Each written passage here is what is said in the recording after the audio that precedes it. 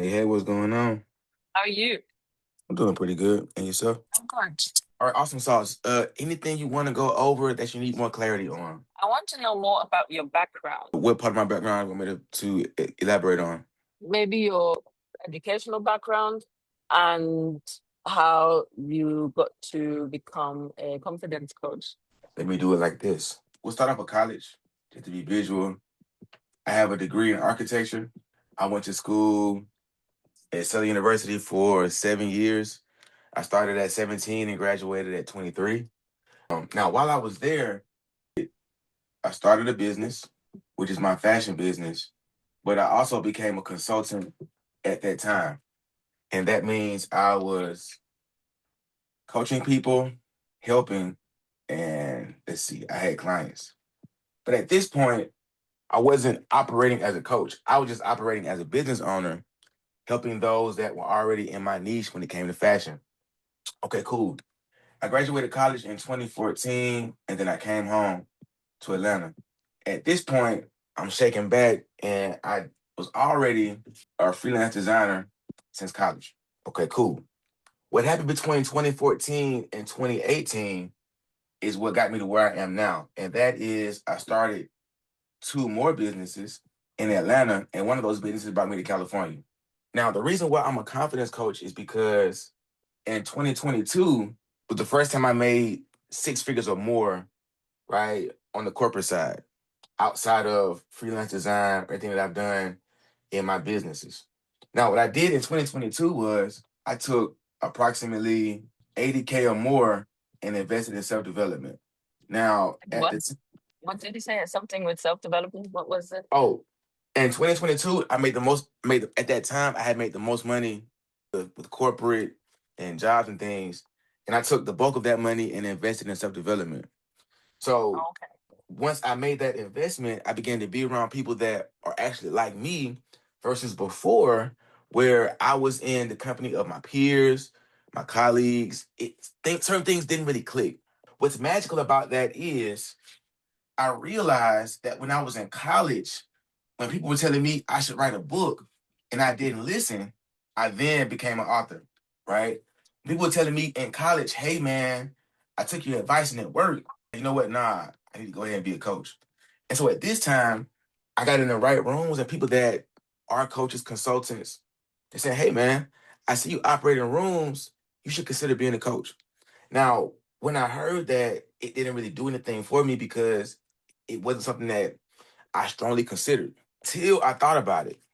And everything started to come back to memory where I'm like, okay, nah, in this fashion space, I'm already a consultant to my peers, but also people like my confidence when it comes to fashion, right? When it comes to business, people like how I control and own my identity. Things like since 2012, I only wear my clothing brand. Since 2012, I name things, I price things based on what I want versus what the market calls for, right? Or even the transparency. Um, the biggest shift between now and when I first started was the books that I've written.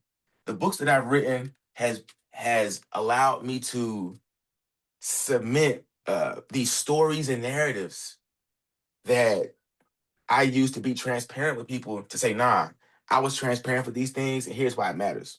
Books like 18 Ways to Lose Money with a Clothing Brand, The Millionaire Me. In 2022, I wrote a book called Six Figure Confidence. And then the latest book that I wrote 2 weeks ago, Income Psychology. So to tie it all together, my path has been one of discovery, but also timing alignment, and awareness. I've always been this person, but it wasn't until I was in the right environment did it click and make sense to me. Now, when it comes to my frameworks and systems, a lot of that is reflecting on my journey and realizing what worked and what didn't work.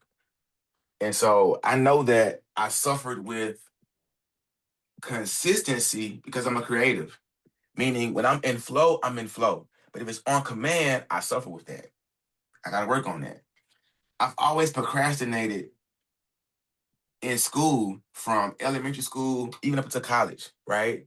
But then I realized how to procrastinate less. My entire life, I've been the star student and the smartest person in the classroom. So always known the power of my competency. In college, when it came time to submit a project or do a presentation, I could just float with the gift of gab because I understood what I'm good at and how to communicate that, right? When it comes to cash flow, I realized that compared to my peers, I know what to do with the money to make it work for me. I know how to stretch the money. I know how to command dollars out of thin air. When I spoke on coming home and being a freelance designer, a lot of times I'd be around again my peers and my friends. Say, hey man, we ain't got no money. Tell what I'm gonna do. I'm gonna run an ad, post my services on IG, and get some money coming in. And hey, they'll spend money with you for a studio session. They'll spend money with me for artwork. They'll spend money with me to get some clothes done. They'll spend money with me to get a website done. And now we got paper. Or if I don't need the paper and they have services that I need, like food, transportation, etc., I'll just barter, right? And so the bulk of this for me was bartering and leveraging my skill set, all right? Um, and then competition cash flow, clothing. Clothing has done more for me than I realized, right? Where I'm able to match how I feel with how I want to represent myself, match how I would like to be seen with the perception that I identify with, right? So I realized these 5 areas in my life, documented it, talked about it, asked people, and this whole system that I've cultivated began to take shape. Now, it wasn't without hard work. It wasn't without moments of confusion and seeking clarity. But I've been very consistent with this and I'm dedicated. Again, the most important thing that I've learned about this is I have product based businesses, like I said, e commerce, my tobacco business. Then I have service based, which is my coaching. But if I'm time traveling between now and the future, I recognize coaching is my biggest multiplier. That is to understand the wealth game is a game of multiples. Okay. So if I need product to grow the business, I have to invest into the product to grow the business. When it comes to coaching, though, if I leverage my skill set, which is communication, it's not costing me anything other than the software I choose to make that communication. And in that example, it's literally a phone and Zoom. Whereas here, we need raw goods. And so when people ask me or how you ask me why coaching, what got you here, it's me understanding that when I time travel to the future, I had to ask myself, what's the proper hierarchy where I don't get burnt out, where I'm able to service the needs and not feel like I'm not doing enough or doing too much. And that is to prioritize what works, where coaching is the head. And I've since taken these businesses and automated them. Now, truthfully, okay, it's my routine.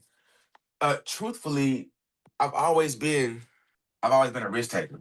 What? A risk taker.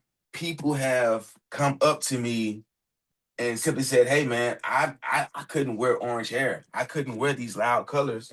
Risk taker, and we're gonna say experience, valued experience. Okay, hair color, investments, choice of dress, skill set, knowledge, skill set, application of knowledge, and then blatant honesty.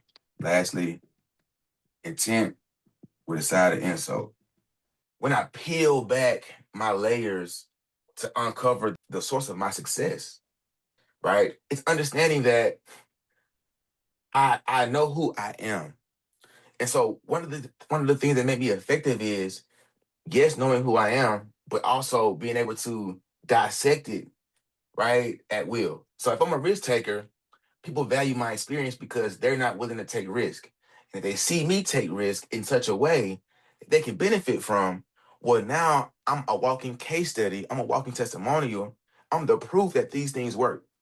So when I changed my hair, right, when I made investments that people weren't comfortable making, When I decided to live out loud and choose clothes that make me stand out, right? When I paid the cost of learning skill sets and sacrificing time to go out, time to party, or even applying the things that I've learned in real time versus analysis paralysis, or what some would call overthinking, right? When I'm blatantly honest about what I can do and what I can't do. And then lastly, speaking with intent and discussing some harsh truths, what I call insults. These are the things that really help me bring home the bacon. Truly.